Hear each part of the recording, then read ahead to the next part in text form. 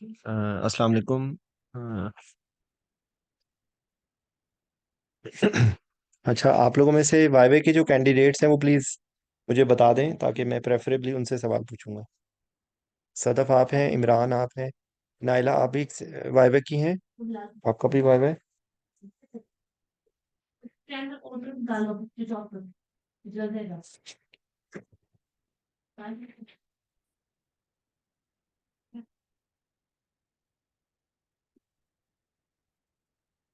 ओ, आप लोगों को मेरी आवाज़ आ रही है?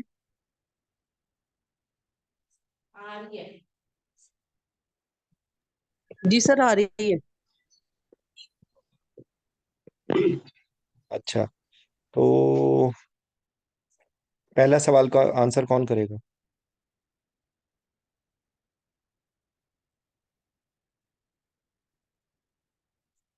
अब खामोशी हो गई। सर मैं कर देता हूँ। ठीक है, अच्छा। अ, एक मिनट रुकिए प्लीज़। ये काम आपको बाय द वे वहाँ पर पेपर हर हर सूरत मांगना चाहिए जब आप रियल टाइम होंगे एग्जाम में। ठीक है, तो आपने पेपर जी सर। मांग के उनसे डाटा इसी तरीके से नोट कर लेना है कि जैसे मैं अभी लिखने लगा हूँ इसी तरीके से कि एक 34 ईयर ओल्ड फीमेल है, तो आप यूँ लिख सकते हैं 34 ईयर फीमेल, जी sir. Known case of myasthenia gravis. ठीक है, जी sir. Presented for laparoscopic cholecystectomy. जी सर। ये बाय द वे ये टेबल बाय वे का क्वेश्चन है। 34 ईयर जी sir. Female, known case of myasthenia gravis, laparoscopic cholecystectomy. पहला क्वेश्चन है, what will be, how will you evaluate the patient?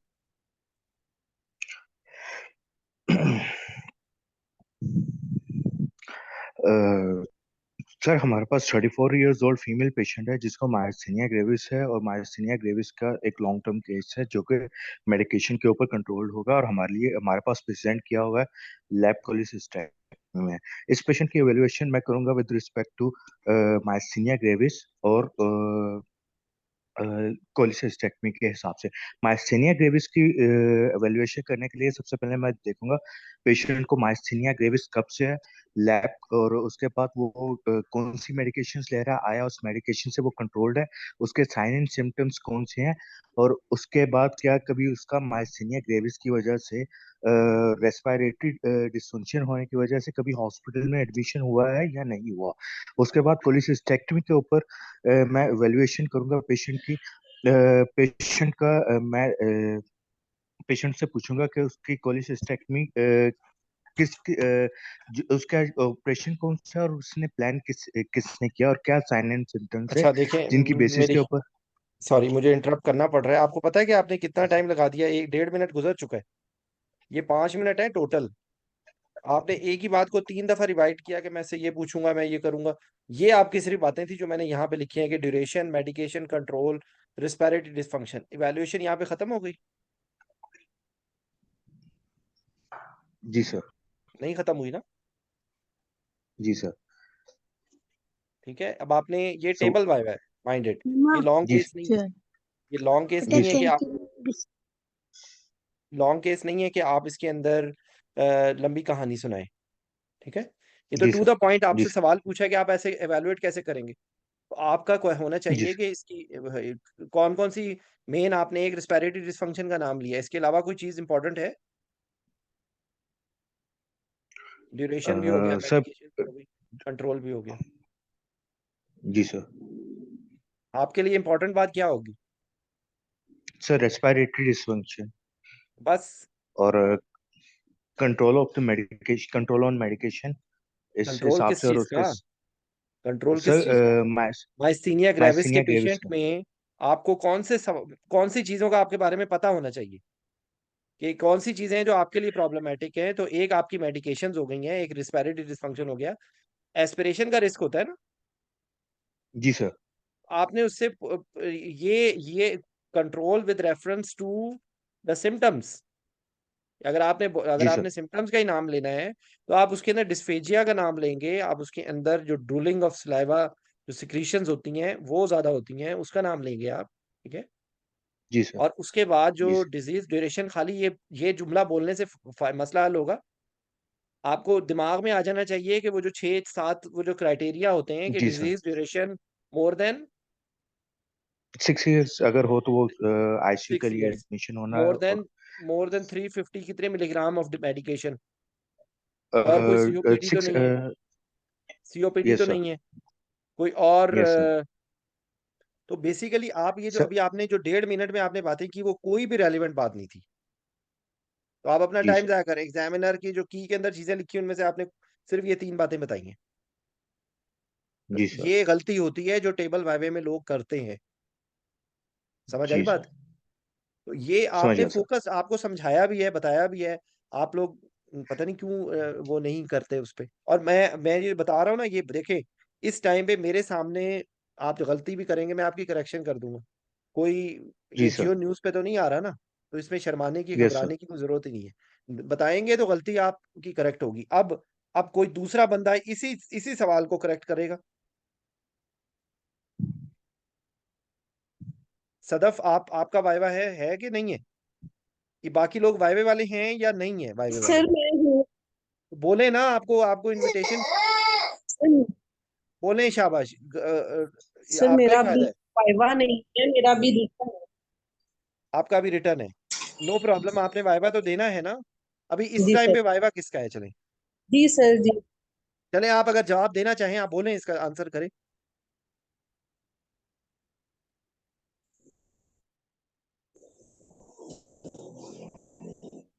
ये बाकी ये डॉक्टर तौसीफ, कोई और बंदा जवाब देना चाहता है या नहीं देना चाहता भाई? जी अस्सलाम वालेकुम। जी वालेकुम अस्सलाम। जी, तो इसमें थोड़ा सा मैं ऐड करना चाहूँगा कि द क्वेश्चन इज़ कि कोई भी डिजीज़ आ जाती है और उसमें आपसे पूछा जाए कि एग्जैक्टली उसके बारे में कि क्या आपने क्या क्या चीज़ें बतानी है, तो सबसे पहले इसको ब्रॉड उसको जो है ना वो क्लासीफाई करें। ठीक है, और जो मैं बात अक्सर कहता हूँ कि ये क्लासीफाई और डाई, तो ब्रॉड टर्म में जो है वो क्लासीफाई कर लें, आपके लिए आसानी पैदा हो जाएगी। ठीक है, देन उसको जो है वो छोटे छोटे पॉइंट्स जो है एक एक दो दो जो है वो उसके अंदर बोलते जाएं, और आपका जो है वो एक आंसर एक फार्मूलेटेड उसके अंदर जो है वो फॉर्म में आप जो है वो आंसर कर सकेंगे।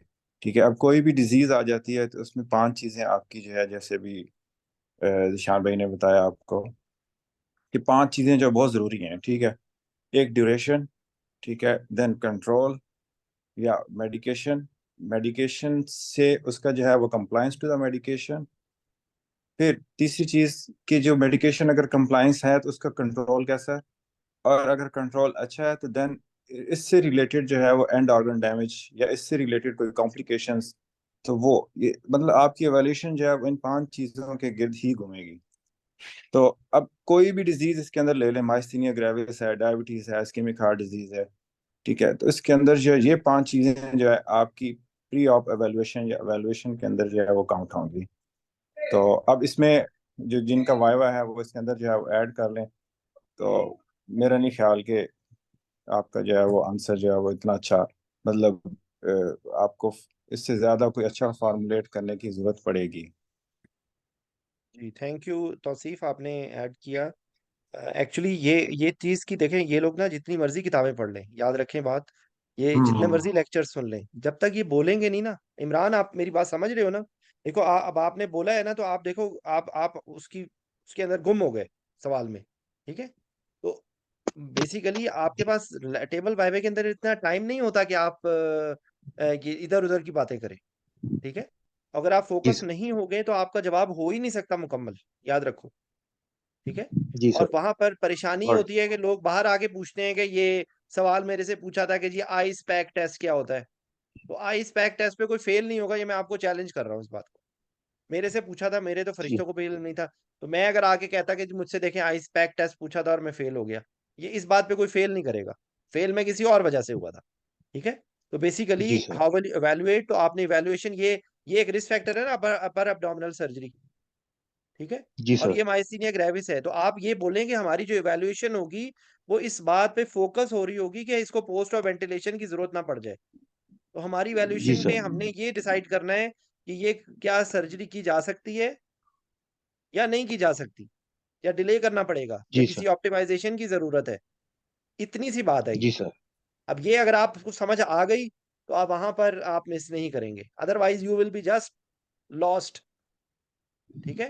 जी तो सर। ये इस सवाल जी के सर। अंदर जो मेन मेन चंक है, ये डिजीज यहाँ पर कोई भी हो सकती है। ये माइस्थीनिया ग्रेविस की जगह आप सिकल सेल डिजीज लगा लें यही सवाल में। अब जी सर। आपकी सिकल सेल डिजीज की अब आप आंसर करने की कोशिश करो।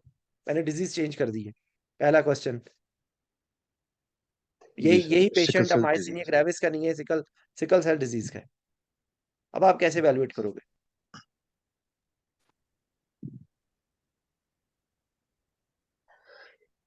सर हमारे पास एक मरीज आया जिसकी कोलेसिस्टेक्टमी होनी है और इसका सिकल सेल है, तो मैं इसकी प्री एनेस्थीसिया असेसमेंट में पेशेंट से सवाल पूछूंगा कि इसकी डिजीज कब डायग्नोज हुई, उसके लिए क्या मेडिकेशन इसने ली और उसके साथ क्या मेडिकेशन के साथ इसकी कंप्लायंस है, मीन्स एक वो सेकंड, मेडिकेशन नॉर्मली एक यूज सेकंड, करता है। एक सेकंड, प्लीज। क्या हो गया आपको? सिकल सेल डिजीज में कौन सी मेडिकेशन लेता है पेशेंट? सर हाइड्रोक्सी यूरिया नहीं प्रिस्क्राइब करते? किस लिए? सो वो सिकलिंग उसके लिए एचबीएफ की क्रिएशन ज्यादा करने के लिए।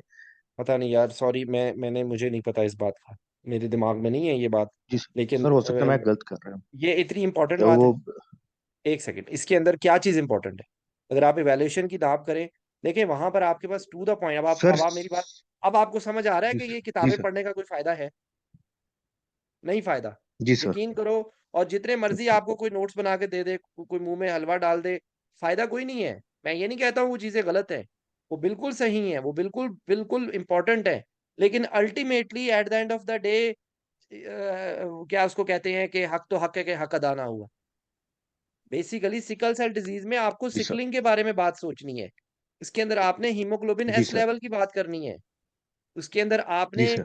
आपको पता ही होना चाहिए कि सिकल सेल डिजीज के अंदर क्राइसिस होता है। तो जी क्राइसिस सर। आपने वो जो आपके दिमाग में होना चाहिए, वैश, vasoocclusive crisis, aplastic crisis, sequestration crisis, haemolytic crisis. ठीक है। तो जी इसके सर। अंदर आपने कहना है कि सिकल सेल डिजीज के अंदर जो मेनली जो फैक्टर जो होगी वो होगी हीमोग्लोबिन एस लेवल्स। और एक बात, और दूसरी बात ये कि ये सिकल सेल डिजीज है या सिकल सेल ट्रेट है, नंबर टू। नंबर जी थ्री, कि सर। इसके अंदर कोई ऐसे पेनफुल क्राइसिस के सिम्टम। ठीक है। उसके अंदर कौन कौन सी चीज जगह इंपॉर्टेंट होती है? कोई एब्डोमिनल क्राइसिस होता है, यानी कि एब्डोमिनल पेन होती है। उसके बाद जो उसकी वजह से हेमोलिसिस हो सकता है, उसकी वजह से कोई भी। और उसके अलावा क्या होता है, एक्यूट चेस्ट सिंड्रोम होता है। ठीक है। जी सर। फिर उसके बाद ये जो ए- पेशेंट होते हैं ना सिकल सेल डिजीज के, इनमें क्रॉनिक पेन होती है।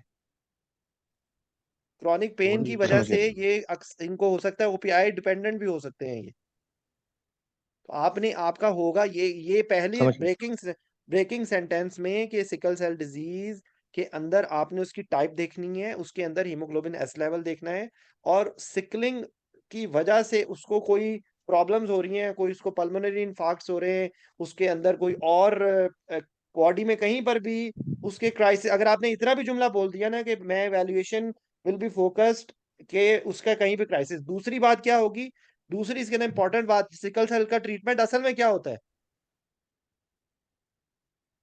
ये हाइड्रोक्सी यूरिया सर होगा, मैं ये नहीं कह रहा हूँ। उसको आपने बहुत अच्छी मेरी नॉलेज में इजाफा जी कर दिया, सर। क्योंकि मुझे नहीं पता था इस बात का, होगा डेफिनेटली। लेकिन असल में कोई भी ये है क्या, ये एनीमिया है, तो एनीमिया का क्या ट्रीटमेंट होता है? जी sir. Blood sir transfusion. Transfusion. इस पेशेंट के अंदर जी ट्रांसफ्यूजन सर। रिलेटेड प्रॉब्लम्स होंगी। तो ट्रांसफ्यूजन, अगर जी अगर सर। ये 35 साल की है तो 34 साल की औरत है ना, अगर बच्चा हो सिकल सेल डिजीज का, तो उसके अंदर ब्लड ट्रांसफ्यूजन की वजह से उसकी क्या क्या हीमोसिड्रोसिस हो सकता है, आयरन लोड हो सकता है, जी उसके सर। अंदर मैक्सिलरी जी सर। प्रोमिनेंस हो सकती है, उसकी वजह से इन्फेक्शंस हो सकते हैं। जी सर। ठीक है। जी सर। उसके अंदर इन्फेक्शंस हो सकते हैं ना, समझ ओवरलोड गया हो सर। सकता है। हो। अगर जी सर। डीकम्पेंसेटेड एनीमिया हो तो हार्ट फेलियर हो सकता है। जी सर। आ गई समझ बात?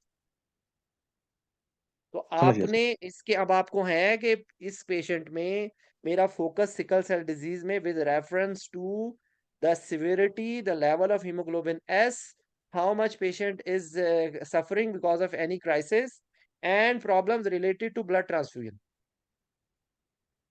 इसके अंदर आपकी सारी बातें आ गई हैं। समझ अब उन्होंने मजीद जितना आपसे पूछना है वो आपसे पूछ लेंगे।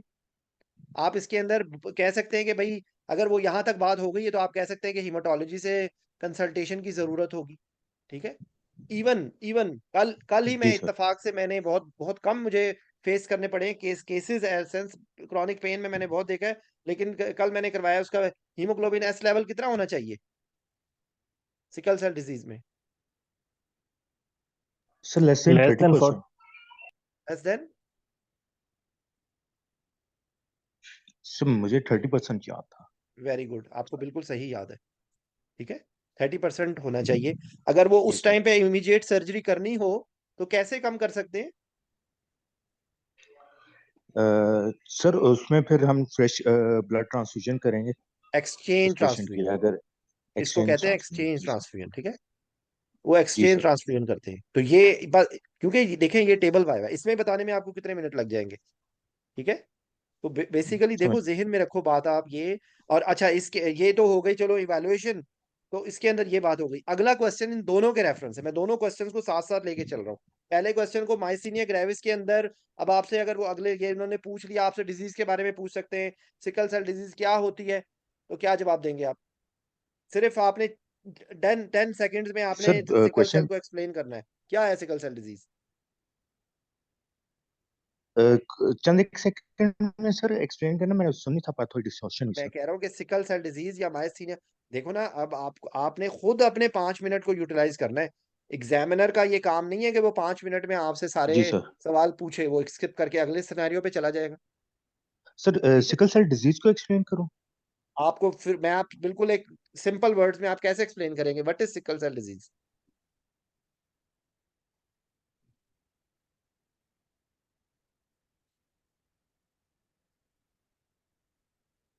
जी, क्या होता है सिकल सेल डिजीज? विन एस की कंसल्ट। जी सर। ये आपकी आवाज कट रही है, ये एनीमिया है बिकॉज ऑफ जी सर। हीमोग्लोबिनोपैथी, जी sir. Because of abnormal amino acid haemoglobin. Alignment. जी सर। इसका जो होता है एबनॉर्मल अमाइनो एसिड अलाइनमेंट हो जाती है। जी अब वो सर। आपको याद रहे कि वेलिन की जगह ग्लूटामेट आ जाता है या ग्लूटामेट की जगह, तो इम्पोर्टेंट बात है। ठीक है, आप बता दें, लेकिन ये फेलियर पॉइंट नहीं है। आपने अगर इतना बता दिया जी कि sir. It is anaemia because of a haemoglobinopathy, abnormal alignment of amino acids and resulting in weak diseased uh, स- हीमोग्लोबिन। जी सर। ठीक है, विच टेंड्स टू सिकल जी ऑन सर। स्ट्रेस। जी सर। ये है जी सिकल सेल डिजीज। तो whenever there will be sickling, it will result in either vaso-occlusive, aplastic, sequestrational or hemolytic crisis resulting in anemia। बस जी sir. ये आपने समझ लें, आपके एग्जामिनर के मुंह पे टेप लगा दिया है ये जब आपने ये आंसर दे दिया उसको, सारे बातें आपने बता दी हैं। ठीक है, समझ गया सर। इसी तरीके यही जी सवाल का जवाब माइस्थीनिया ग्रेविस क्या जवाब दोगे?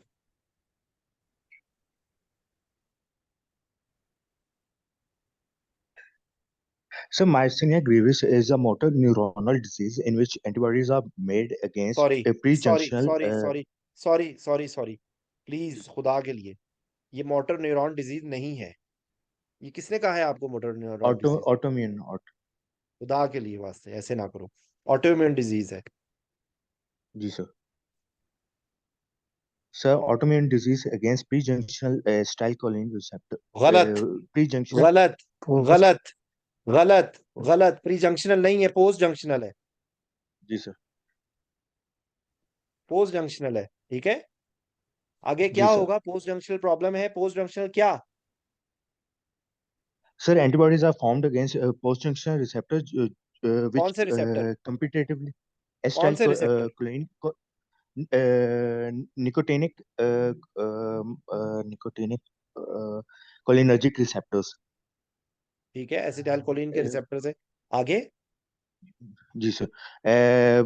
In which they competitively bind with the receptor in comparison to no acetylcholine। No no, ये कहां से आ गई? ये कहाँ से आ गई बात? ये कहाँ से पढ़ा आपने? सर चेक ए, कर नहीं आ गया। बेटा, इस तरह नहीं है। ये इस तरह नहीं है। ये यहाँ पर, यहाँ तक आप ठीक बता रहे हो, ऑटोइम्यून डिजीज है। पोस्ट साइनेप्टिक एसिटाइलकोलिन रिसेप्टर के अगेंस्ट एंटीबॉडीज बन गई, उन्होंने डिस्ट्रॉय कर दिया रिसेप्टर्स को। जी सर। तो अब क्या होगा? Resulting in muscle weakness. जी सर। ठीक है, विच जी will sir. Be on exertion. जितनी ज्यादा आप करेंगे उतनी ज्यादा बढ़ेगी। समझ गया सर। तो पहला क्या सिम्टम होता है? कॉम्बिंग, कंघी करते हुए हाथ थक जाएंगे। ठीक है। या और क्या उसमें होती है? ऑफ्थेल्मिक वीकनेस होती है। जी सर। ऑफ्थेल्मिक वीकनेस की वजह से क्या होता है? टोसिस हो जाता है। ठीक है। जी सर। अगले स्टेप में और क्या होता है? और कौन से एक आपने ऑफ्थेल्मिक याद रखें, और दूसरा आप क्या बात और रखें? Bulbar. Bulbar. Very good. Bulbar bulbar की वजह से आपके लिए क्या इंपॉर्टेंस है? रिगर्जिटेशन। सर। रिगर्जिटेशन। ठीक है। जी सर। और थ्री रिस्पिरेटरी मसल्स। जी सर। ठीक है। तो रिस्पिरेटरी मसल वीकनेस सब। जो होगी, रिस्पिरेटरी मसल वीकनेस जो होगी, वैल्यूएशन में ये बात आपको उसको मैं बताना भूल गया कि रिस्पिरेटरी मसल की जो वीकनेस होती है उसको देखने के लिए वाइटल कैपेसिटी देखते हैं। ठीक है। जी तो सर। आप अब इस आंसर को ये करें कि ऑटोइम्यून डिजीज है जिसमें मसल वीकनेस होती है। ऑटोइम्यून डिस्ट्रक्शन हो जाती है acetyl post synaptic acetyl choline receptors की, जिसकी वजह से मसल वीकनेस होती है, क्योंकि एसिटाइल कोलिन के लिए रिसेप्टर्स ही नहीं होंगे तो उसकी वजह से वीकनेस हो जाएगी। एक्साइटेशन, कॉन्ट्रैक्शन, कपलिंग नहीं मुकम्मल हो पाएगा, और आपका जो है वो आपको वीकनेस होगी। वीकनेस कहाँ कहाँ पे होगी? आंखों में होगी, बल्बर में होगी, रेस्पिरेटरी में होगी। ठीक है। अब अगली जो इसमें प्रॉब्लम जी सर। होगी, ये बातें, ये अब अभी आपका आंसर मुकम्मल नहीं हुआ। It is associated with other autoimmune disease. जी सर। ठीक है। तो थाइमोमा। ये इस जी आंसर में सर। आपकी बातें मुकम्मल हो जाएंगी। अदर ऑटोइम्यून डिजीज भी हो सकती है। जो बाकी इसके अंदर इवैल्यूएशन के रेफरेंस ये तो था ना, एक तो उसकी डिजीज की प्रोग्रेशन है, दवाइयां हैं, और एक उसमें जो दवाइयों में दो तरह की दवाइयां हैं। एक तो वो दवाइयां हैं जो हम एंटीकोलिनेस्टेजेस ले रहे हैं, ठीक है, तो उसकी जी एनेस्थीसिया सर। के साथ है इन्वॉल्वमेंट। दूसरी इसके अंदर दवाइयां होती है इम्यूनोसप्रेसेंट्स। ठीक है। जी तो सर। जो इम्यूनोसप्रेसेंट्स होते हैं उनकी मल्टी सिस्टेमिक इन्वॉल्वमेंट होती है।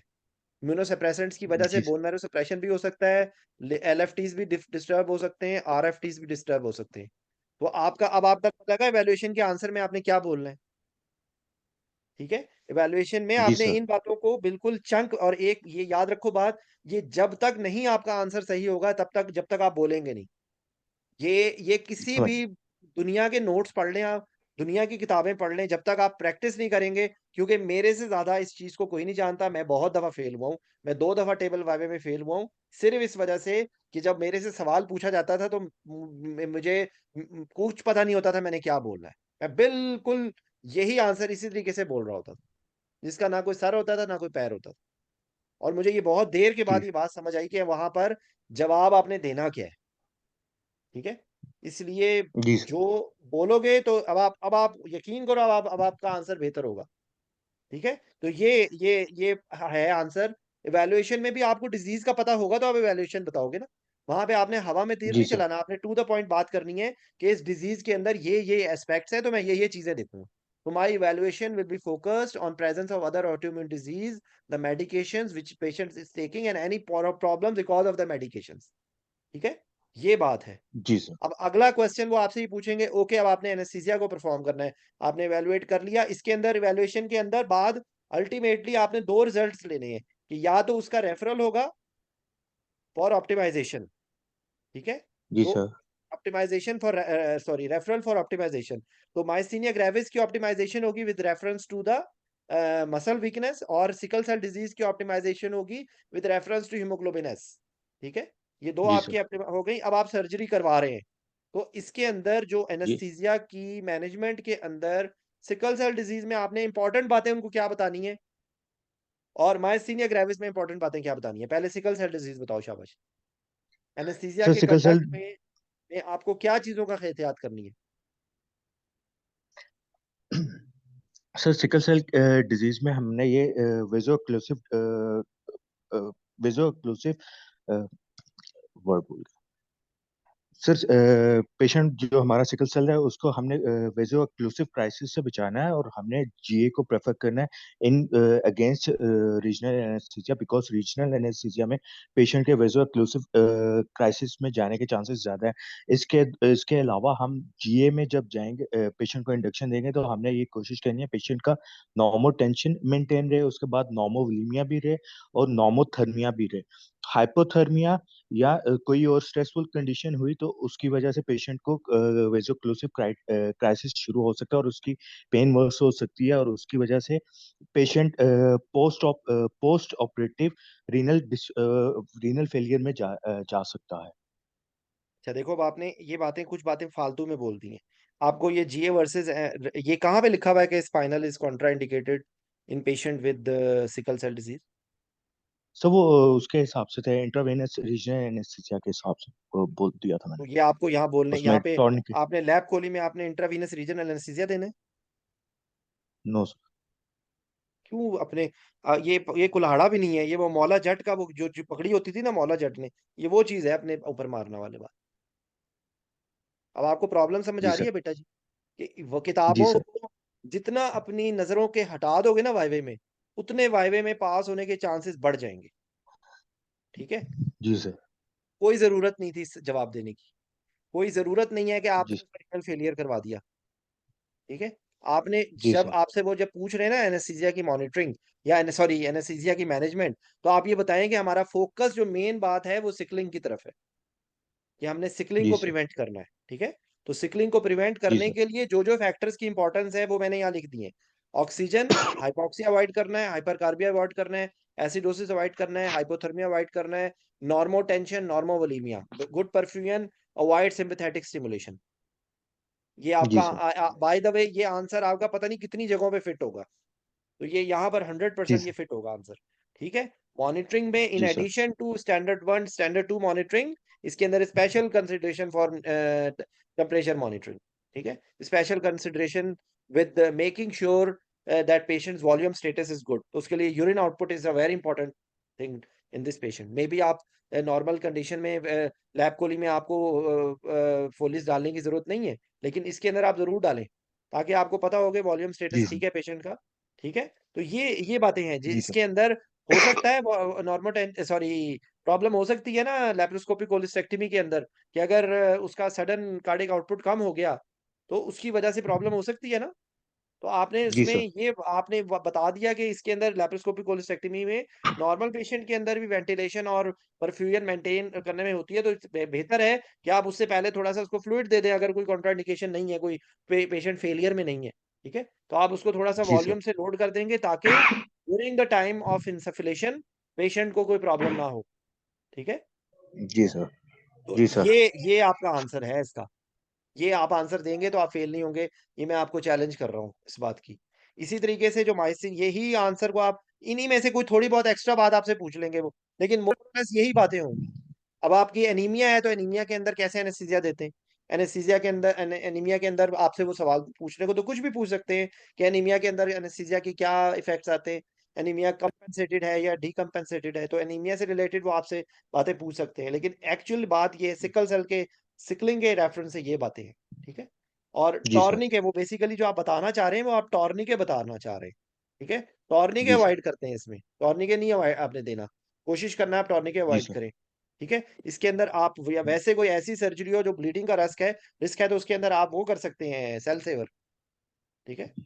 सेल सेवर की जी बात आप सर। कर सकते हैं। तो इस तरह की चीजें कि जिनकी वजह से आपको जो विद रेफरेंस टू एनीमिया या with reference to anything else, तो ये बात होगी। इसी तरीके से यही सवाल जी का सर। जवाब का जो है वो माइसीनिया ग्रेविस के रेफरेंस से, तो माइसीनिया ग्रेविस के रेफरेंस से यही सवाल में क्या बातें बोलेंगे आप? एनेस्थीसिया की सर मैनेजमेंट में माइसीनिया ग्रेविस में क्या चीज इंपॉर्टेंट है?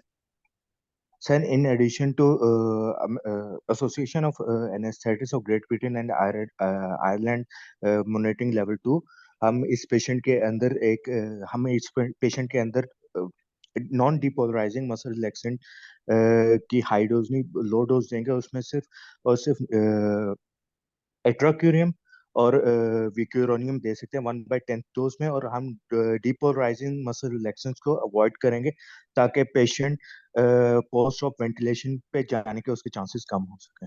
अच्छा, एक सेकंड। अब आपने जो जवाब बोला है ना, जब आप इस तरह की कोई बात करेंगे तो आपसे काउंटर आर्गुमेंट होगा। मुझे बताएं कि नॉन डिपोलराइजिंग देने से, सॉरी डिपोलराइज, आपने क्या बोला कि किस में जाने के चांसेस होंगे वेंटिलेटर पे? पोस्ट ऑपरेटिव वेंटिलेटरी डिसफंक्शन के वजह से वेंटिलेटर के ऊपर जाने के लिए चांसेस अच्छा, हाई हो जाएंगे।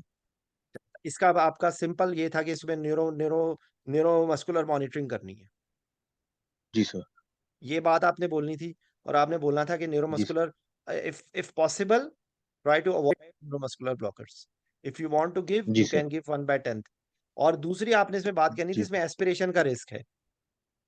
जी सर।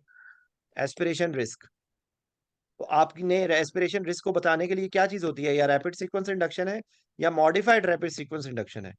ठीक है, जी तो सर। इफ मॉडिफाइड जी sir. Rapid sequence induction will be preferred, why, क्यों प्रेफर होगी? क्योंकि सक्सामिथोनियम का अनप्रिडिक्टेबल इफेक्ट है, रेजिस्टेंस है, और जी सर। फेज 2 में जाने के चांसेस है। जी सर। ठीक है, और मॉडिफाइड रैपिड जी सीक्वेंस सर। इंडक्शन के में ज्यादा बेहतर है। अगर आप आपने वीक्रोनियम का नाम लिया है और एट्राक्यूरियम का नाम लिया है और सिस एट्राक्यूरियम का नाम लिया है, रॉकरोनियम विद सुगामेडेक्स जो है वो टोटली उसको फुली रिवर्स कर देगा। और जी उसके सर। अंदर जो जो बाकी दवाइयां हैं, जो रिवर्सल देने के लिए सक्सा में, सॉरी, जो एट्राक्यूरियम है उसके लिए कौन सा रिवर्सल देते हैं आप? सर नियोस्टिगमिन और पार्लेट देते हैं। तो न्यूस्टिगमीन का यहाँ पर कोई प्रॉब्लम हो सकती है? सर नियोस्टिगमिन की वजह से कोलिनर्जिक क्राइसिस में जा सकता है। तो ये होना चाहिए ना कि आप ये बता सकते, देखिए मेरी बात सुने, जो ब्रेकिंग सेंटेंस है ना, जब आपसे वो इस तरह जी सवाल सर। पूछते हैं कि जिसमें बहुत सारी बातें आप बता सकते हैं, तो उसके अंदर कोशिश करें कम खर्च बालानशी। वो बात बताइए कि जी जिसके सर। अंदर थोड़ी, जिसको कहते हैं ना टिप ऑफ आइसबर्ग, कि आप टिप ऑफ आइसबर्ग में बताएंगे कि इस पेशेंट के अंदर एक हमें, क्योंकि जो दवाइयां पेशेंट ले रहा है उसकी वजह से कंडक्ट ऑफ एनेस्थीसिया में हमारा न्यूरोमस्कुलर सिस्टम से रिलेटेड प्रॉब्लम है। ठीक है ना, तो इसके अंदर आपने जी एक सर। तो ये कि स्ट्रिक्टली न्यूरोमस्कुलर जो है ना वीकनेस, उसको आपने न्यूरोमस्कुलर मॉनिटरिंग करनी है। एक तो बात ये हो गई। दूसरी बात ये कि दोनों में ही प्रॉब्लम है, सक्सामिथोनियम में भी प्रॉब्लम है और नॉन डिपोलराइजिंग में भी प्रॉब्लम है। उसमें अब आपने देखना है जी आपके पास क्या क्या सिचुएशन है, क्या कंडीशन है, क्या हो सकता है कि अगर डिजीज की सिवियरिटी ज्यादा है, तो हो सकता है ऐसे जो है ना सिवोफ्लोरेन से इंटुबेटिंग कंडीशंस डेवलप हो जाएं। तो maybe you don't need to जी give sir. Any muscle relaxant, क्योंकि इससे भी मसल वीकनेस होती है ना। जो इनहेलेशन एजेंट्स होते जी हैं सर। उनसे भी क्या नाम है उसका, जो मसल वीकनेस है होती है ना, जी जो सर। डोज डिपेंडेंट, तो हो सकता है कि आपने उसको डीप किया है सिवोफ्लोरेन पे, तो उसी से उसकी इंटुबेटिंग कंडीशंस हो गई हैं विद प्रोपोफोल एंड सिवोफ्लोरेन। तो आप उनसे जी बोल सर। सकते हैं ये बात। ठीक है ना, बाकी एस्पिरेशन का रिस्क मौजूद है, तो आपने एक रिक्वायर्ड प्रेशर का आप जिक्र कर दें। मॉडिफाइड रैपिड सीक्वेंस इंडक्शन में थोड़ा ज्यादा फायदा होगा इस लिहाज से कि आपको सक्सामिथोनियम नहीं देना पड़ेगा। क्या अगर आपको वो लगे कि जी एग्जामिनर आपके आंसर को नहीं कर रहा है, तो इससे बेहतर आप ये इसमें आप ये भी ऐड कर सकते हैं कि we will outweigh risk versus benefit.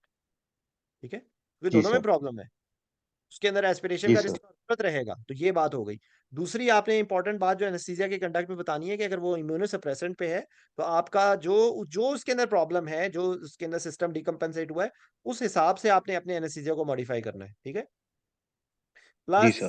Plus उसके अंदर बात होगी कि अगर पेशेंट स्टीरॉइड्स पे है, तो स्टीरॉइड की रिप्लेसमेंट की जरूरत होगी, स्टीरॉइड रिप्लेसमेंट।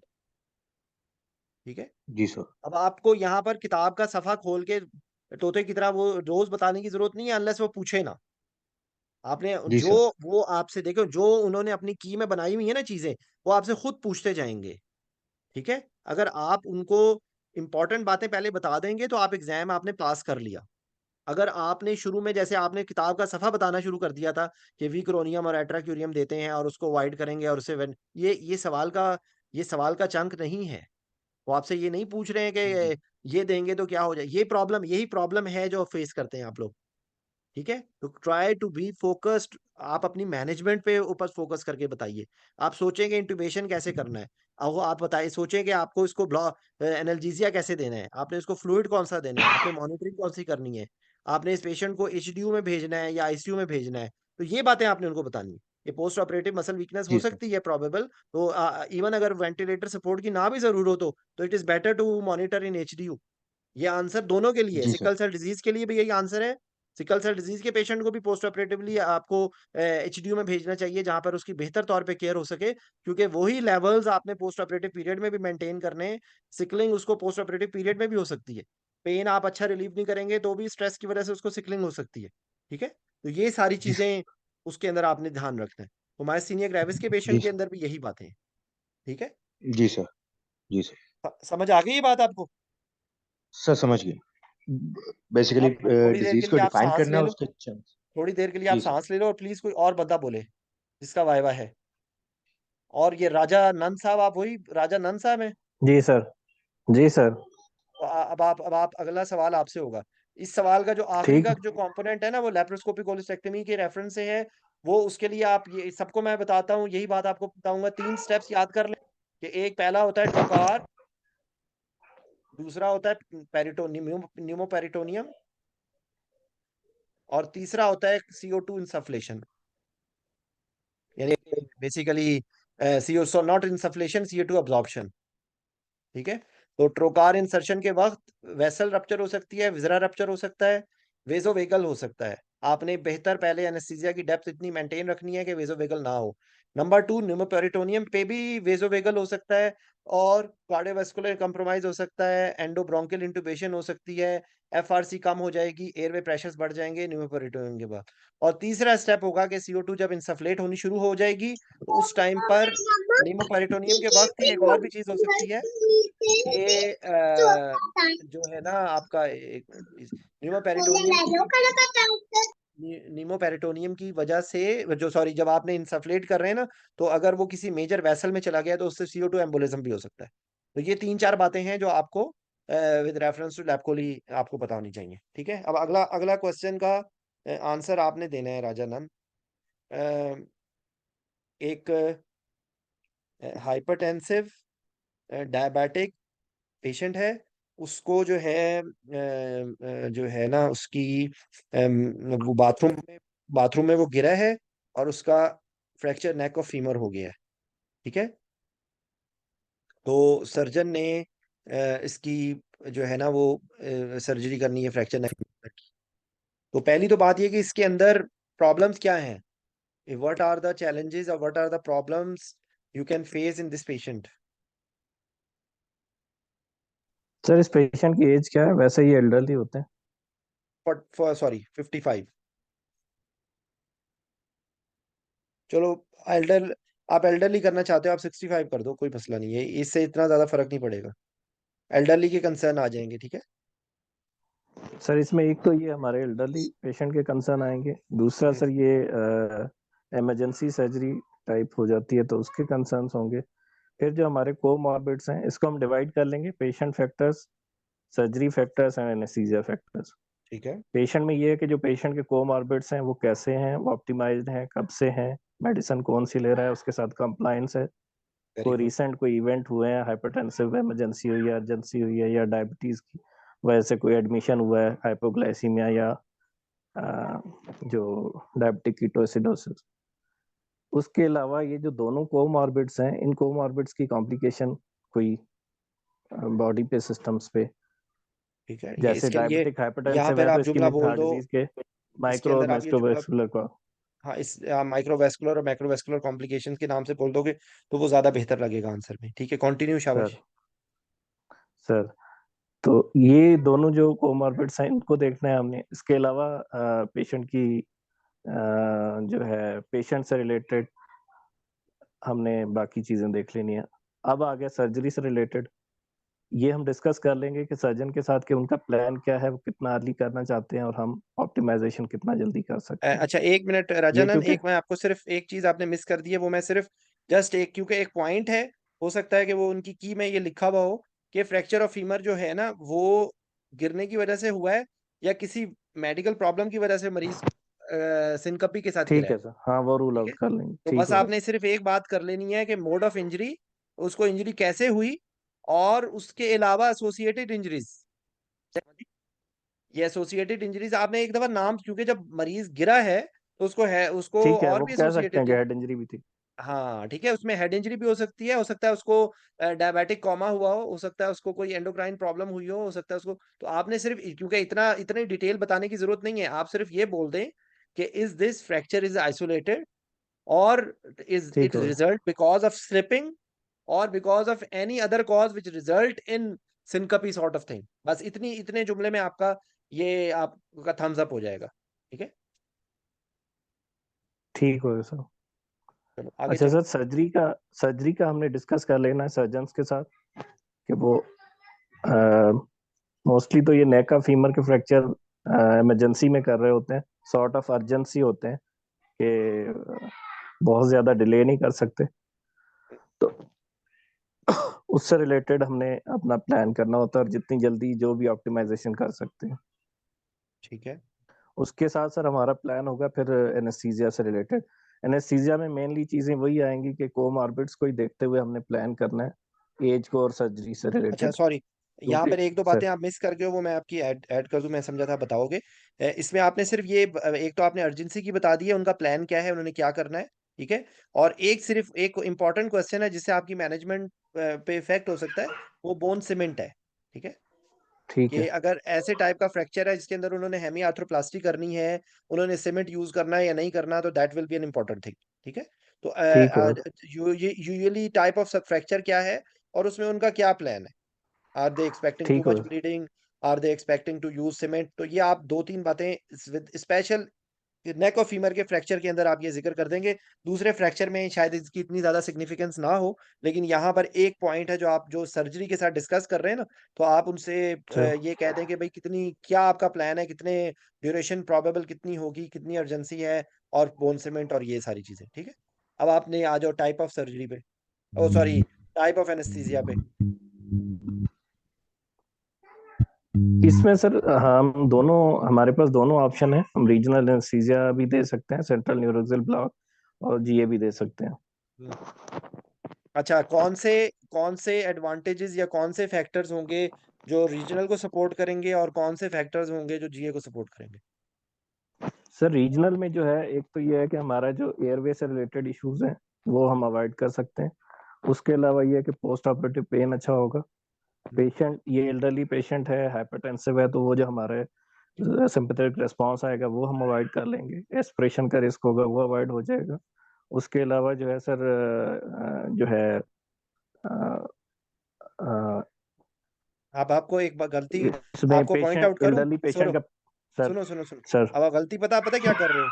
आप इस वक्त सर। बन गए हो फुफ्फो, और आप फुफ्फो बन के जीए की बुराइयां कर रहे हो, उसके फायदे नहीं बता रहे। ये आपने सही बात बताई है, जो दूसरी रीजनल के फायदे हैं पहले वो बताओ ना। सर। आपने एयरवे का नाम ले लिया, आपने एस्पिरेशन का नाम ले लिया, आपने दवाइयों का नाम ले लिया।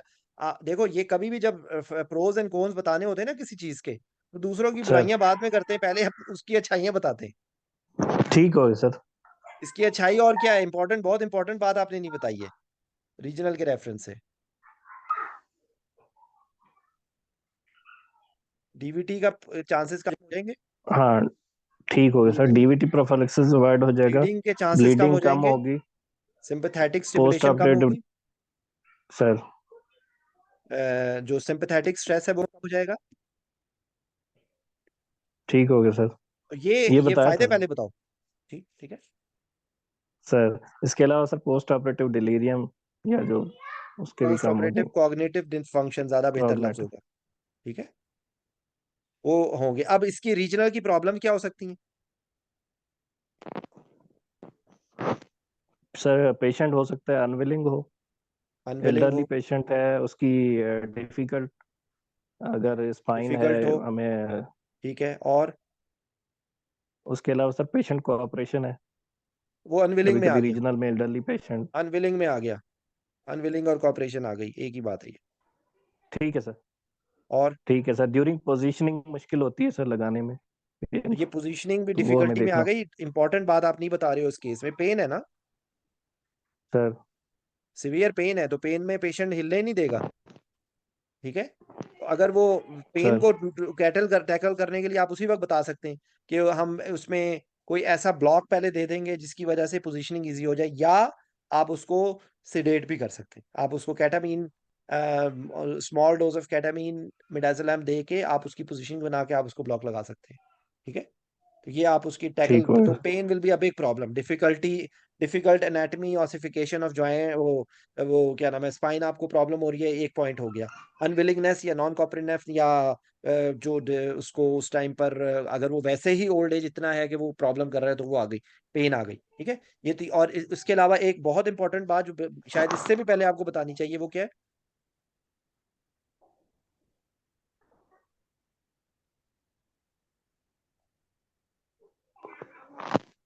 इसके अलावा सर? जी, नजर आ रहा है? एंटीकोगुलेशन ठीक है, इस पेशेंट के ठीक हो गया अंदर sir. Anticoagulation is an important factor. ठीक है, क्योंकि हाँ, ओल्ड वो एज के हमें हो अंदर, सकता है कि हमें सर, हाँ मतलब लेकिन ठीक है, उस बेसिकली, वजह से हमारी रीजनल रिस्ट्रिक्ट हो जाए कि हम ना कर पा रहे। हाँ ठीक है, हमको मतलब बेसिकली ये इस एक जुमले के अंदर के एंटीकोगुलेंट्स या पेशेंट हो सकता है इस एज ग्रुप में वो एस्पिरिन पे बिल्कुल हो या सकता क्लोपिडोग्रिल पे या हेपरिन पे या ग्लैक्सेन पे, या एक और बात ये हो सकता है कि ये क्योंकि इस पेशेंट के अंदर डीवीटी का रिस्क है ना ज्यादा, तो इस तो पेशेंट के वो हो अंदर सकता है वो दे, सर्जन प्लान करो। हाँ दे विल बी प्लानिंग, तो उनसे कहें कि एपिड्यूरल अगर आप प्लेस कर रहे हैं तो एपिड्यूरल की प्लेसमेंट में patient they can give, Kami मगर salirà it's che all, fil che da macrosteno se stava così che più la caixa si orga di che si dinora. ये Na mala de kiya sta ta posh kana. It is always a controversial thing. ठीक है, it's not ठीक हो गया not sir. At all safe and recommended. 100% लगा सकते हैं, लगाते हैं लोग, उसके आपने स्पेसिफिक मैनेजमेंट करके आप उसको लगा सकते हैं, लेकिन this will be a consideration. तो आप बस एक पॉइंट के तौर पे बता दें कि तो इस कंडीशन में spinal will be a better choice. ठीक है, spinal with pencil point needle 27 gauge pencil point will be a better choice with as compare to epidural. ठीक है, क्योंकि वो तो आपने एक सिंगल ठीक हो शॉट गया सर। स्पाइनल लगा दिया, सिंगल शॉट स्पाइनल की कम है होगी contraindication as compare to epidural. ठीक है, सर तो ये आपके दिमाग, क्योंकि एग्जामिनर आपको सिर्फ स्क्रॉल करना चाहता है कि आपको क्या चीज इंपॉर्टेंट है, क्या चीज इंपॉर्टेंट नहीं है। ठीक है, तो ये इंपॉर्टेंट बातें, बाकी ये है कि नॉर्मल जो बाकी सारी चीजें आती हैं। जीए के फायदे क्या हैं? जीए के फायदे बहुत कम ही हैं, लेकिन जीए का फायदा क्या होगा? जीए में सर एक तो ये है कि पेशेंट कंफर्ट होगी। कई बार पेशेंट अगर सर्जरी लंबी हो जाए तो अनकंफर्टेबल हो जाते हैं। दूसरा ये है कि सर जैसे एयरवे हमने पहले कंट्रोल है। बताया कि अगर हम एयरवे जी, कंट्रोल है, एस्पिरेशन रिस्क है, ये डायबिटिक पेशेंट है तो वो हम एयरवे सिक्योर कर सकते हैं। उसके अलावा सर ये है कि एक और इम्पोर्टेंट आप बात बता सकते हैं, एयरवे कंट्रोल से ही वेट अगर रिलेटेड है। है कि ये पेशेंट लैटरल पोजीशन में होता है ना, तो लैटरल पोजीशन में मे बी जी some sir. Time it will be difficult to control the airway later on. जब उन्होंने ऐसी पोजीशन उसकी बना ली है तो आपको एयरवे को मैनेज करने में प्रॉब्लम चैलेंज हो सकता है। ठीक है, तो हाँ, ये टेबल की हाइट होगा, एलिवेट कर टेबल लेते की हैं ये। हाइट है, वो कई दफा देखा है, वो उसको ट्रैक्शन लगा के ट्रैक्शन टेबल पे रखते हैं, तो वो जी इसीलिए ये जो सर्जिकल टेक्निक पोजीशन ये सारी, जब आप बोलते हैं ना सर्जन के साथ मैंने डिस्कस करना है, तो यहाँ पर ये वाली बातें सारी आ जाएंगी। सर। ठीक है, पोजीशन, ड्यूरेशन, टेक्निक, व्हाटएवर, तो सारी बातों को आप अपना खुद अपने हिसाब से बना लो और सर्जरी के रेफरेंस से आपको खुद ही पता चल जाएगा। ठीक है, तो ये वो पॉइंट्स होंगे कि जो आपको फेलियर पॉइंट हैं या पास करने वाले पॉइंट हैं। या एक और बात ये कि अगर आप 3-4 दफा आपने प्रैक्टिस कर ली ना जीए के फायदे नुकसान और उसके रीजनल के फायदे, अब यही सवाल का जवाब आप कहीं पे भी दे सकते हो। ये जरूरी थोड़ी है कि ये फिर सिर्फ फ्रैक्चर नेक ऑफ फीमर के अंदर ही आपने ये जवाब देना है, आप कहीं पर भी दे सकते हो, दो चीजें चार ही यही बातें रहेंगी हैं। सर। ठीक है, चीजें तो वही रहेंगी ना, वही ब्लीडिंग है, वही सिंपैथेटिक स्टिमुलेशन है, वही सारी चीजें। ठीक है,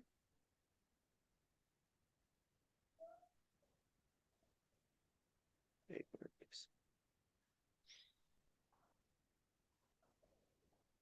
ठीक है, तो मोर और लेस ये आपसे इसी किस्म की ही बातें पूछेंगे वो।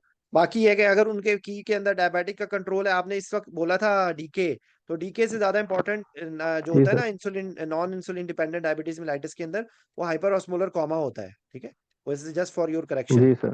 तो वो आप तो हाइपरटेंशन में हाइपरटेंशन क्राइसिस जो आपने कॉम्प्लिकेशन बता रहे थे, तो उसके लिए अगर आप ये इस तरह बोल दोगे तो ये एक तो मिस नहीं होंगी बातें, माइक्रोवेस्कुलर मैक्रोवेस्कुलर कॉम्प्लिकेशंस, एस्पिरेशन का रिस्क, कंट्रोल, और जो आपकी जो कॉम्प्लिकेशन डिकम्पेंसेशन, तो आप जाहिर बात है ये सर्जरी के अंदर आप उसका एको करवाने के लिए तो नहीं भेज देंगे, और एको करवाने का कोई फायदा, क्योंकि इसके अंदर अर्जेंसी आपने जैसे पहली बात ही बताई थी ना कि ये इमरजेंसी सर्जरी है, अर्जेंट सर्जरी है, you can not delay it for ever.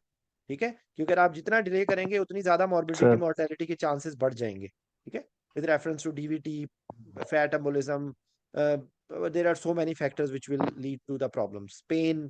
ठीक है, तो ये इसके अंदर चीज है। ठीक है, अच्छा सर अगला। जी मैं जी कुछ ऐड करना चाहूंगा। जी, तैयब बिल्कुल वेलकम। सर एक क्वेश्चन मैंने पढ़ा था कि नेक का फीमर का जो ऑपरेशन है वो कितनी देर में होना चाहिए, उसका आंसर था विद इन 36 आवर्स। ये दूसरा, ये चूंकि पेशेंट डायबिटिक है, डायबिटिक ऑटोनोमिक न्यूरोपैथी जो है ना, उसको हमें माइंड में रखना चाहिए। ये मुझे क्वेश्चन पूछा था वाइवे में इन्होंने। वेरी उसके गुड। कोई 8-9 पॉइंट्स हैं, ठीक है, वो उसमें लिखने होते हैं। मसलन बताओ, शाबाश। Heart rate, swings of blood pressure, उस और गैस्ट्रोपरेसिस। ये है हार्ट रेट की वेरिएबिलिटी जो है पास हो जाती है, इम्पोर्टेंस है, और अर्ली स्टाइटी है, अ, और वो जो ब्लैडर से रिलेटेड है, neurogenic bladder, resting tachycardia. Resting tachycardia है, और इंड्रॉल, ये जो प्रोप्रानोलोल है उसको रिस्पॉन्स भी जो है ना वो वेरिएबल हो जाता है एट्रोपिन। बिल्कुल ठीक है, बिल्कुल ठीक। हाइपोटेंशन होता है, वो रेस्पॉन्ड नहीं करता। और दूसरा ये hypertensive and diabetic they are equivalent to ischemic heart disease. Silent है हमने मैं। जी जी, उसको हमने माइंड में रखना है। ईसीजी अच्छी तरह देखनी है, और वो क्या नाम है उसका, जो मेट्स हैं वो उससे एवेल्युएट कर। बिल्कुल ठीक है, ठीक है। वो एक्चुअली बेसिकली हाइपरटेंशन और डायबिटीज मेलाइटस जो है ना, ये एक्चुअली ये जो कंडीशन, ये फ्रैक्चर है ना, ये ऐसा पेशेंट है जिसके अंदर एक एडिशनल चीज आ जाए, वो ऑस्टियोआर्थराइटिस है। तो एक्चुअली मैट्स को असेस करने का इतना रिलायबल चीज नहीं होगी, तो इसके लिए आपको स्ट्रेस टेस्टिंग करनी पड़ेगी। ठीक है ना, अगर अगर अगर आपको कोई भी रिस्क फैक्टर लगता है तो आप उसका मैट्स को असेस नहीं कर सकते इस सूरत में। ठीक है, मैट्स को आप नहीं असेस कर सकते, उसके लिए आपको स्ट्रेस टेस्टिंग करनी पड़ेगी, जो कि या वो स्ट्रेस थैलियम होगा, या वो स्ट्रेस एको लोबेटामाइन। होगी, या स्ट्रेस एको होगी। ठीक है, क्योंकि नॉर्मल कंडीशन में तो आप एक्सरसाइज टॉलरेंस टेस्ट या सीपेक्स टेस्ट का नाम लेंगे, लेकिन इस सूरत में आपके पास यही ऑप्शन है। ठीक है, अदरवाइज आप उसकी नहीं कर सकते एक्टिविटी। तो बेसिकली देखो, ये प्रैक्टिस जो है ना, ये मेरा आप सब लोगों को मशवरा है कि तमाम जितनी मेडिकल डिजीजेज हैं, जो 20 25 30 दवाई हैं डिजीजेज, उनकी आप इस तरह से प्रैक्टिस कर लें कि वो आपको उसकी पर पता हो। जैसे एक एक सिनेरियो का और आंसर दो आप। एक पेशेंट है रोमाटाइड आर्थराइटिस की। ठीक है, फीमेल है, 45 इयर्स। ठीक है, उसकी जो है ना जो है वो क्या सर्जरी करवाएं उसकी उसकी हम्म, हाँ जी, उसकी जो है ना क्या नाम है उसका उसका गैस्ट्रिक, उसको सीवियर एब्डोमिनल पेन है, और उसका जो है ना मोस्ट प्रोबेबली उसका जो है ना पेप्टिक अल्सर डिजीज की वजह से ना उसको इंटेस्टाइनल परफोरेशन हो गई है। ठीक है, इंटेस्टाइनल परफोरेशन हो गई है, और अब उसकी लेप्रोटमी होनी है, लेप्रोटमी ऑब्लिक लेप्रोस्कोपिक। तो इसके अंदर आपकी क्या, किस तरह पे वही वही देखो, वो मिलता जुलता आपसे सवाल पूछेंगे, लेकिन एक्चुअली या तो वो डिजीज की पैथोलॉजी का पहला क्वेश्चन होगा कि भाई ये डिजीज क्या होती है इसमें, तो या तो उसकी डिजीज का सिस्टम पे आप देख लें इफेक्ट, हर सिस्टम पे, सीएनएस पे, सीबीएस पे, रेस्पिरेशन पे, लिवर पे, किडनीज पे, कोआगुलेशन सिस्टम पे। ठीक है, या आप उसका इफेक्ट देख लें कि जो है वो एनेस्थीसिया के स्टेप्स को आप देख लें कि इंडक्शन में क्या प्रॉब्लम होगी, इंटुबेशन में क्या प्रॉब्लम होगी, मॉनिटरिंग में क्या प्रॉब्लम होगी, रिकवरी में क्या प्रॉब्लम होगी, फ्लूइड कौन सा देना है। ये 6 7 स्टेप्स आपके एनेस्थीसिया के हैं, 6 7 आप बॉडी के सिस्टम्स हैं। आप अगर आप बजाय इसके ये कि आप किताब का सफा बोलना शुरू करेंगे ना, तो आप मिस कर जाएंगे। अगर आप तरतीब से करेंगे, तरतीब आपके सर इसको दिमाग में हो। जी जी जी सर बोलो। सर इसको अगर हम वो जिस तरह हम डिवाइड करते हैं pre operative, intra operative and post operative, फिर प्री देखो मेरी ऑपरेटिव बात को हम सुनो। डिवाइड कर लें कि पेशेंट मेरी फैक्टर्स। बात, मेरी बात सुनो, मैं आपको एक बात बताता हूँ। ये मुझे पता है कि ये pre op, intra op, post op जो है ना, ये लोगों का आंसर बहुत फेवरेट है। मैं ये नहीं कह रहा हूँ कि आप ये ना तरतीब दो, आप सारी तरतीब दे सकते हो, लेकिन एग्जाम के अंदर खाली तरतीब ही ना रह जाए। समझ आई? क्योंकि कई दफा कई डिजीजेस, कई चीजें ऐसी होती हैं जिसके अंदर pre op, intra op, post op बताना आसान होता है, कई के अंदर ये बताना मुश्किल हो जाता है। तो बजाय इसके ये कि आप वहां पर घूम जाओ कि प्री ऑप में मैंने क्या बताना है और इंट्रा ऑप में क्या बताना है और पोस्ट, टेबल वाइवे में आपको उनके मुंह पे स्लैप मारना है जल्दी से। जितनी जल्दी आप उनका मुंह बंद कर दोगे कि वो आपसे सवाल ना पूछे, उतनी आप पास हो जाओगे। समझ आई बात आपको? यानी कि बताने का मकसद ये है कि आप इस चीज को ओवर डू ना कर जाओ। मैं ये नहीं कह रहा हूँ कि pre op, intra op, post op गलत है आंसर, लेकिन इसके अंदर थोड़ी सी, ज्यादातर चीजें होती ही प्री ऑप है। ज्यादातर चीजें प्री ऑप ही प्लानिंग होती है, तो आप ज्यादातर चीजों का नाम प्री ऑप के अंदर ही अगर बता देना कि इसके अंदर मैंने ये चीजें करनी है, तो आप, आपका आंसर ठीक हो जाएगा। ये कोई खताती थोड़ी हो रही है कि आपकी खूबसूरत सर खताती होगी तो आप होंगे। समझ आई बात आपको? यानी कि मिसाल के सर मतलब बताने का मकसद सिर्फ ये है कि कहीं पर pre op, intra op, post op बताना ज्यादा बेहतर होगा, कहीं पर सिस्टम वाइज बताना बेहतर होगा, कहीं पर कोई तरतीब के, सॉरी, कोई इस लफ्ज को बोले बगैर बोलना बेहतर होगा। समझ आई? क्योंकि अगर ठीक। अगर मिसाल के तौर पे कोई ऐसी डिजीज है जिसमें मल्टी सिस्टेमिक इन्वॉल्वमेंट है, तो अब अगर आप उसको अलग से बताना शुरू करोगे तो आप खुद कंफ्यूज हो जाओगे, आपको तरतीब देना मुश्किल हो जाएगा। ये जो होते हैं ना, ये pre op, inter op, post op, ये आपकी आसानी के लिए होते हैं, ये आपको मुश्किल में डालने के लिए नहीं है। और एग्जामिनर आपको इस बात पे फेल नहीं करेगा कि आपने लफ्ज pre op, inter op, post op नहीं बोला, या आपने लफ्ज सीवीएस, सीबी रिस्पिरेशन नहीं नहीं बोला। मेरी बात समझ आई सर। आपको? ये चीज आपकी हेल्प सर के सर लिए है। तो ये सर जहां उसमें आपको थोड़ा सा लगता ये है, होता है कि हाँ, डिवाइड करना इजी हो जाता है। नहीं नहीं, वो आप अपने जहन में डिवाइड करो ना। आपको ये ठीक लफ्ज हो गया। बोल के फंस जाओगे अगर आपने पहले बोल दिया ना प्री ऑप, अब थोड़ी देर के बाद और आपको याद उसमें आया चीज। कि प्री ऑप की तो कोई चीज मिस कर गए थे आप, फिर आप क्या करोगे? पर समझ रहे हो ना बात? वहां पर बंदा खामखा अपने सर आप को मुश्किल में डाल देता है। तो इस चीज को जो है ना वो हम सियासतदानों की तरह रखो। वहां पर आपको अपने लिए रास्ते, ऊपर आगे पीछे दाएं बाएं मुड़ने का रास्ता क्लियर हो आपका। ठीक है? बाकी ठीक है, ये आपने गलत नहीं कहा है, ये आपने बिल्कुल सही कहा है। Pre op, inter op, post op जहां पर आपके लिए डिफाइन करके बताना आसान है, ये सारी प्रैक्टिस का मामला है। ये सारा प्रैक्टिस का मामला है, जितनी आप सर प्रैक्टिस करोगे उतना आपका आसान होगा। ठीक है? तो शाबाश, बताओ इस सवाल का जवाब कैसे दोगे आप? सर इस पेशेंट में भी हम उसी तरह सेम डिवाइड करेंगे। पेशेंट फैक्टर जैसे इसमें रिमेटॉइड आर्थराइटिस डिजीज है, उस डिजीज में डिजीज का ड्यूरेशन है, उसकी ट्रीटमेंट है, उसकी कॉम्प्लिकेशंस हैं, मेडिकेशन के साथ जो है उसकी कॉम्प्लायंस है, और उसके साथ जो एसोसिएटेड प्रॉब्लम्स हैं, रेस्पिरेटरी, कार्डियोवैस्कुलर, हेमेटोलॉजी की है जो इसके मेडिसिन अंदर वो क्या ले रहा प्रॉब्लम्स होंगी इंपॉर्टेंट? है। सर इस पेशेंट में जो सबसे मेन इशू है वो हमारी सर्वाइकल स्पाइन इंस्टेबिलिटी है और डिफिकल्ट एयरवे। सर्वाइकल ठीक है स्पाइन, सर। उसमें उसके अलावा सर डिफिकल्ट एयरवे की और कोई रीजन है सर्वाइकल स्पाइन के अलावा? फंस इसमें गए सर ना? ये है कि एटलांटो देखो, एक्सियल सब। देखो मेरी बात सुनो, सर देखो मैं आपको ये बता रहा हूँ कि याद रखो कि अगर इन दोनों में भी कैटेगराइज करना होगा ना, तो मैं टीएम जॉइंट को पहले बोलूंगा। सर्वाइकल स्पाइन ठीक है सर। की प्रॉब्लम कम प्रॉब्लमेटिक है। उसकी वजह यह है कि सर्वाइकल स्पाइन की तो प्रॉब्लम उस वक्त आएगी ना जब मुंह खुल रहा होगा। जब आप मुंह खोल सकोगे तो अंदर आप लेरेंगोस्कोप डालोगे ना।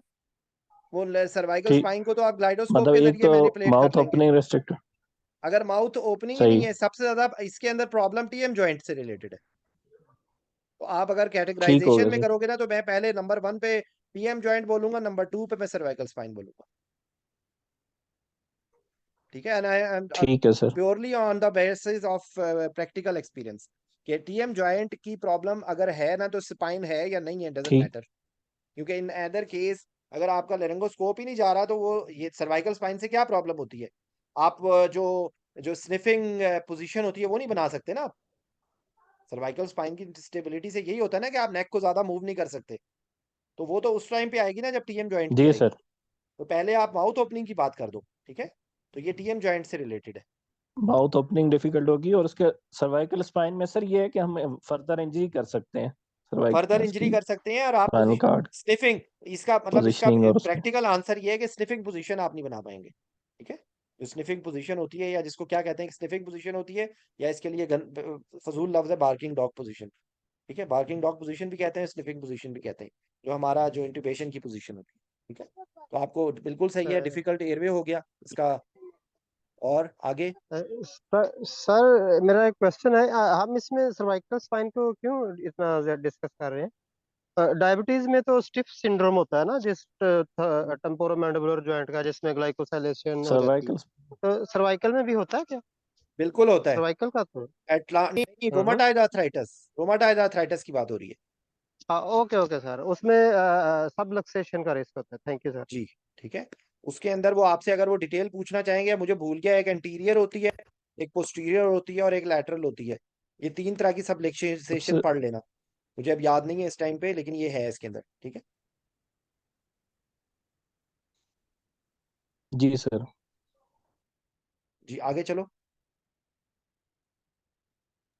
इसके अलावा सर इन पेशेंट में हॉर्सनेस होती है क्रिकोएरिटनॉइड की वजह से, उसकी भी इन्वॉल्वमेंट होने की वजह से हॉर्सनेस और स्ट्राइडर, वो हमने असेस कर लेना है प्री ऑपरेटिवली। इसके अलावा सर रेस्पिरेटरी में इनके प्लूरल एफिजन और पल्मोनरी फाइब्रोसिस होती है। कार्डियोवास्कुलर में इनकी सर कार्डियोमायोपैथी होती है। अच्छा, एक मिनट, ये जो रेस्पिरेटरी बोला है ना, इसके अंदर बेहतर लफ्ज आप, ये रिस्ट्रिक्टिव लंग डिजीज का पैटर्न। ठीक है सर, ठीक रिस्ट्रिक्टिव है, लंग डिजीज। ओके उसके अलावा सर हेमेटोलॉजिक में क्रॉनिक डिजीज की वजह से ये एनीमिक होते हैं। ओके जॉइंट डिफॉर्मिटीज की वजह से सर इनकी पोजीशनिंग जो है मुश्किल होती है। उसके अलावा सर ये जो मेडिकेशन ले रहे होते हैं मोस्टली उसमें स्टीरॉयड होते हैं, उसकी वजह से इनकी थिन स्किन होती है और आईवी कैनुलेशन के टाइम डैमेज हो सकती है वो। ठीक है, आपने अभी देखो ना, अब आपने थिन स्किन बता दी है, लेकिन अभी तक क्या आपके आंसर में कहीं किडनीज का जिक्र आया है? सर जो इम्यूनोसप्रेसिव ड्रग्स ले रहा होता है सर, उसकी वजह से एक सेकंड, लिवर और इम्यूनोसप्रेसेंट से भी किडनी की पहले इन्वॉल्वमेंट। सबसे ज्यादा ये दवाइयां कौन सी लेते हैं? इसको जो प्रॉब्लम हुई है वो भी सर किसकी वजह से हुई स्टीरॉइड्स है? लेते होते हैं। एनसेड्स। ठीक है, सर स्टीरॉइड की वजह से होती है ना अल्सर से, एनसेड। ठीक है एस्पिरिन हो गया ना, एस्पिरिन और कोई भी एनसेड से की वजह से जी किडनीज सर। प्रॉब्लम। ठीक है, और जो इसकी जो दवाइयां होती हैं, वो एक बेसिकली होती है सिम्टोमेटिक रिलीफ के लिए, और एक इसकी होती है डिजीज मॉडिफाइंग। ठीक है, ये इसकी बेसिकली 2 तरह की कैटेगरीज। सिम्टोमेटिक रिलीफ के लिए ये एस्पिरिन और ये स्टीरॉइड्स होते हैं, और जो डिजीज मॉडिफाइंग होते हैं वो एजाथायोप्रिन और सल्फासेलाजीन और पेनिसिलामीन और गोल्ड। तो उनकी उनकी वजह से भी सारी प्रॉब्लम्स होती हैं, और इसकी वजह से भी होती हैं। ठीक है, ठीक है, आगे शाबाश।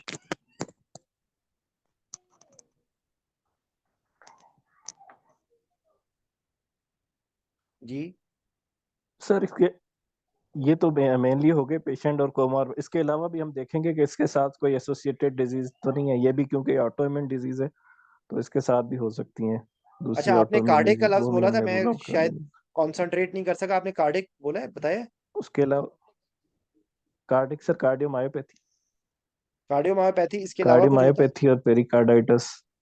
पेरिकार्डाइटिस और कंडक्शन। ठीक है, और इन तमाम जो कंडक्शन मेडिकेशंस, डिफेक्ट, ठीक है, एरिथमिया। तमाम प्रॉब्लम्स हो रही है कार्डियोमायोपैथी में, के लिए ज्यादा मतलब प्रैक्टिकली तो आप उसको फेलियर ही कहेंगे ना, कार्डिक फेलियर। तो बेसिकली सर उसके सॉरी, अंदर आपने, जी कार्डिक फेलियर ना, कार्डिक फेलियर, हार्ट फेलियर भी होगा ना कार्डियोमायोपैथी जो आप बता रहे हो। तो प्रैक्टिकली तो वो कार्डियोमायोपैथी का जो एंड रिजल्ट तो वो फेलियर है ना। तो आपका बेसिकली जो एनेस्थेटिक मेडिकेशंस हैं वो कार्डिक डिप्रेसिव जी इफेक्ट होते हैं। तो इसमें आपको वो सडन कार्डिक डिप्रेशन होगा, तो आपने ऐसी मेडिकेशंस देनी है अगर उसकी कोई है जरूर। अच्छा, एक और बात, आपने उनको ये बता देना है कि एनेस्थीसिया क्योंकि रोमेटॉइड आर्थराइटिस के पेशेंट में वाइड वैरायटी है, जरूरी नहीं है कि सारे पेशेंट्स में ये सारी चीजें हों। तो आप उसका, अगर आप इसको रिट्रोस्पेक्टिव अगर आप निकाल के आंसर शुरू करें तो सर। उनसे कहें कि we will evaluate the patient according to the duration and the medication patient taking, because there is multisystemic involvement, not only because of rheumatoid arthritis itself, but also because of the medications the patient will be taking. So thorough evaluation of cardiovascular, respiratory, liver, kidneys, hematological system will be required. बस इसके अंदर आपके सारी बातें आ गई जो आपने फिर अलग वो अलग जो तो है वो फर्दर फिर वो आपसे जो पूछना चाहता है वो आपसे पूछ लेगा। ठीक है? तो बताने का मकसद ये है कि वो जो जुमला है ना वो आपने आप सब ठीक लोगों को होगा। इस वक़्त अपने सामने एक पोस्टर लिख के लगाना है, कम खर्च बाला नशीं। ठीक है? तो ये कम खर्च बाला नशीं जो है ना ये वाइवे के लिए बहुत इम्पोर्टेंट है। To the point answer, to the point गुफ्तगू और अपने से रिलेटेड चीज़ों को पहले बयान करना। ये 3-4 बातें हैं जो कि बहुत इम्पोर्टेंट है। ठीक है? तो ये तकरीबन डिज़ीज़ से रिलेटेड हम लोगों ने सारी बातें कर ली हैं। बाकी ये है कि लेप्रोटमी के रेफ़रेंस से याद रखें कि वो वही वाली चीज़ें हैं कि क्या है, क्या करना है, उसको पेरिटोनाइटिस वही हो गया सेम है, उसको इमरजेंसी सर्जरी हो गई उसकी। इमरजेंसी सर्जरी है, लेप्रोटमी करेंगे तो बड़ी इंसिजन होगी, लैप्रोस्कोपी करेंगे तो कम इंसिजन होगी, लैप्रोस्कोपी करेंगे तो लैप्रोस्कोपी के कंसर्न्स आ गए, लेप्रोटमी करेंगे तो बड़ी इंसिजन के कंसर्न्स आ गए। ओपन है, फ्लूइड की मैनेजमेंट का चक्कर होगा और प्रोलॉन्ग सर्जरी होगी, पोस्ट ऑप आईसीयू की ज़रूरत एचडीयू की आप मॉनिटरिंग की ज़रूरत पड़ सकती है, बाकी बातें आपको पता है, ठीक है? तो इस आंसर को तरतीब देना ज़्यादा इम्पोर्टेंट देखो, वहाँ पर सारी आप लोगों को सारी चीज़ें आप लोगों ने पढ़ी हुई हैं, सिर्फ़ उस चीज़ को तरतीब में लाना असल चैलेंज है, ठीक है? तो मेरा ख़्याल है मैं अभी इस वक़्त ख़त्म करूँगा। आप लोगों को जो वाइवे के कैंडिडेट्स हैं मैंने कई दफ़ा रिक्वेस्ट की है कि आप लोगों को जब मैं सवाल पूछता हूँ, उसका कोई जवाब नहीं देता, मुझे कोई फ़र्क नहीं पड़ता यकीन करें। आप ये ना समझें कि मेरा कोई फ़ायदा है। आप लोगों का अपना क्या फ़ायदा है? प्रैक्टिस करेंगे जितना बोलेंगे, जितने अपने आंसर को ऑर्गनाइज़ करेंगे, उतना आपके लिए पास होना आसान होगा। और ये ज़हन में रखें बात कि कई दफ़ा कुछ चीज़ों को ओवरस्टेट किया जाता है। एग्ज़ामिनर टनल विज़न के साथ वाइवा नहीं लेते सारे एग्ज़ामिनर्स, एक्सेप्शन होती हैं, वो लगता क्योंकि देखिए बात ये होती है कि बहुत कम लोग होते हैं जो बहुत रियलिस्टिक इवैल्यूएशन कर सकते हैं अपने फेलियर की। जो पास होते हैं वो भी अपनी रियलिस्टिक इवैल्यूएशन नहीं कर सकते कि वो पास क्यों हुए और जो फेल हुए हैं वो फेल क्यों हुए।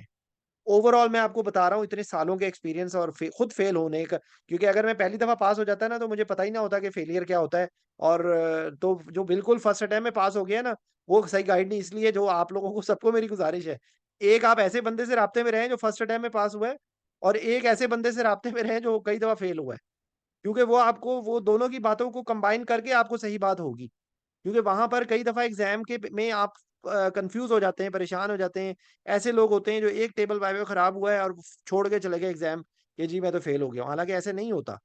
एक क्वेश्चन खराब होना, एक आंसर एक सवाल का जवाब ना देना इट्स नथिंग। कोई फ़र्क नहीं पड़ता। याद रखें कि कोई किसी से अगर कोई ऐसा सवाल उन्होंने जिसको क्या कहते हैं बाउंसर मार दिया है, तो आप उसको कोई बात नहीं, वो नहीं आता आपको, नो प्रॉब्लम। एक सवाल के फ़ेल होने से थोड़ी फ़ेल होता है। वो आपकी सेफ्टी देख रहे होते हैं, वो आपकी परफ़ॉर्मेंस देख रहे होते हैं। जब मैं एक दफ़ा टेबल वाइवा में फ़ेल हुआ था, तो मुझे कोई सवाल के जवाब आते ही नहीं थे और एक दफ़ा दोबारा फ़ेल हुआ था, तो उसके अंदर एक ब्लंडर था कि लेज़र सर्जरी मैं बगैर इंट्यूबेशन के करवा रहा था, तब मैं टेबल वाइवा में फ़ेल हुआ था। इसलिए याद रखें एग्जामिनर वहाँ पर आपके दोस्त दोस्त होते हैं। चाहे जितने मुँह टेढ़ा करके भी वो सवाल पूछ रहे हैं ना, तो भी वो आपको फ़ेल नहीं कर रहे। वो जानबूझ के कभी फ़ेल नहीं करते। को जो भी बंदा टेबल वाइवा में फ़ेल होता है ना, वो अपनी नॉलेज की वज़ह से फ़ेल होता है और टू द पॉइंट बातें ना बोलने की वज़ह से फ़ेल होता है। और लॉन्ग केस में जो फ़ेल होता है, वो जो है वो इस वज़ह से फ़ेल होता है कि लॉन्ग केस के अंदर आपको ओवरऑल पेशेंट की मैं आज चाह रहा था कि लॉन्ग केस भी कर लें, लेकिन आज जो है ना टेबल वाइवा डिस्कशन के ऊपर हो गया है। कल इसी टाइम पे इंशाल्लाह या कल मैं कोशिश करूँगा जो भी मुझे जिस वक़्त भी मुझे मौका मिला, कल जो है लॉन्ग केस का मैं आपको कर दूँगा। अगर आप लोग इंटरेस्टेड होंगे, मैं आपको एक टिप्स बता दूँगा कि जिससे टेबल लॉन्ग केस आपका फ़ेल नहीं होगा। लॉन्ग केस के अंदर प्रॉब्लम सिर्फ़ ये होती है कि लॉन्ग केस के अंदर लोग मरीज़ को देखकर उसकी शक्ल देख के सवाल पूछते हैं। उसकी शक्ल देख के, उसको अकल देख के उसके एग्ज़ामिनेशन करते हैं, जबकि ऐसा नहीं है। अगर आप उसकी शक्ल देख के या उसके सवालों से सवाल पूछेंगे, तो आप वहाँ पर 10 मिनट में सवाल पूछ ही नहीं सकते। वो आपको जो पेशेंट है ना, वो अब तो अगर डमी पेशेंट है, तो वो तो आपको ऐसा घुमा देगा ना, आपको समझ ही नहीं आएगा कि मैं हिस्ट्री मुकम्मल कैसे करूँ। और वो याद रखें 10 मिनट में हिस्ट्री खत्म करनी है, 10 मिनट में एग्ज़ामिनेशन करना है और 10 मिनट अगले जो हैं वो ओवरलैपिंग हो जाएगी। ये 10 मिनट नहीं बाकी बचेंगे, 5 मिनट ही बचेंगे क्योंकि you will not be able to finish in 10 minutes definitely. जो आखिरी 5-6 मिनट है उसके अंदर आपने उनसे एग्ज़ामिनर से इन्वेस्टिगेशन पूछनी है और आपके दिमाग के अंदर रिस्क फैक्टर्स चॉक आउट होने चाहिए। और आपको इस वक़्त मेंटली प्रिपेयर होना चाहिए कि वो एग्ज़ामिनर आपसे क्या वाइवा में पूछेगा। ये एक टैक्ट है, ये ट्रिप है। कल एक एक सेशन, क्योंकि अब काफी देर हो गई है, इंशाल्लाह एक आप लोग मुझे बता देना, मैं आप लोगों को एक्सप्लेन कर दूंगा कि टेबल लॉन्ग केस को पास करने का ट्रिप और जिसे क्या कहते हैं वो टिप और ट्रिक क्या है। ठीक है, so thank you very much आप लोगों को आने का, और इंशाल्लाह I will come back to you. Thank you very much. और अब मैं यही रिक्वेस्ट करूंगा कि जो मैंने तो छोड़ दिया इसी वजह से, क्योंकि कोई जवाब नहीं देता था, तो मैं अब अकेले, ये सिर्फ इमरान जवाब देता था, और आई सल्यूट टू इमरान कि इमरान कम से कम हिम्मत करके जवाब देने की कोशिश कर रहा है। जो लोग बाकी लोग हैं वो तो जवाब ही नहीं दे रहे, तो ये अच्छी बात नहीं है। वाईवे में जितना अपने आप को एक्सपोज करेंगे, जितना बोलेंगे ज्यादा, उतना आपके पास होने के ज्यादा चांसेस होंगे। ठीक है, ठीक है राजा नान, ओके। सर सर मेरा वो इंटरनेट डिस्कनेक्ट हो गया था। जी जी, सर। मैं खत्म करने लगा था। मैं यही कह रहा था कि कल एक एक सेशन में मैं आप लोगों को बेसिक ट्रिप जो है ना वो ट्रिक्स बता दूंगा, टेबल लॉन्ग केस के रेफरेंस। टाइम ज्यादा हो गया, लेकिन ये है कि आई होप कि आपको सर समझ आ गई। अब इसके काउंटर आर्ग्यूमेंट में किसी को भी कोई सवाल पूछना है, you are welcome, you all can drop message to me and I will respond to you. Okay, thank you very much, अस्सलाम वालेकुम। Sir thank you sir.